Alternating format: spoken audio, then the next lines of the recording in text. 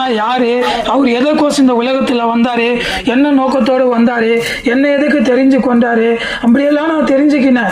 எவ்வளவு பேர் இயேசு கோச்சம் ரத்த சாட்சியா மறிச்சிருக்காங்க, எவ்வளவு பேர் இயேசு கோச்சம் எல்லாமே நான் தெரிஞ்சு கொண்டேன். இன்னைக்கு நான் பாத்தீங்கன்னா உயிரோடு இருக்கிறேன்றா, அது நிச்சயமா இயேசுதான் காரணம். என்னுடைய மரணம் எப்பயோ வந்திருக்கும். நான் போகும்போது அநேக மரணம் வந்திருக்கும். கிட்டத்தட்ட 5 மரணம், எல்லாமே பெரிய ஆக்சிடென்ட் தான். அதுல இருந்து கொஞ்சம் ஒரு சின்ன அடி கூட படாம ஏசப்பா என்னை காப்பாத்தினாரு. ஏன்னா என்ன வச்சு எவ்வளவு பேர் பாத்தீங்கன்னா ஏசப்பா அறியாம இருக்கிற அவங்க எல்லாம் சொல்லத்துக்கோசம் என்ன வச்சிருக்கிறாரு. இப்படி நான் அநேகமா இயேசு தெரியாம இருந்தேன், ரொம்ப கஷ்டப்பட்டேன், ரொம்ப பாரப்பட்டேன்.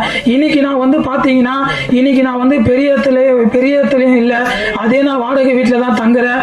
ஒரு ஃப்ரெண்டு வீட்டுல வாடகை வீட்டுல தான் தங்குறேன். ஒரு ஆபீஸ் பாய் வேலை தான் செய்யறேன். இருந்தாலும் என்னுடைய மனசுல ஒரு சமாதானம், ஒரு சந்தோஷம் இருக்குது.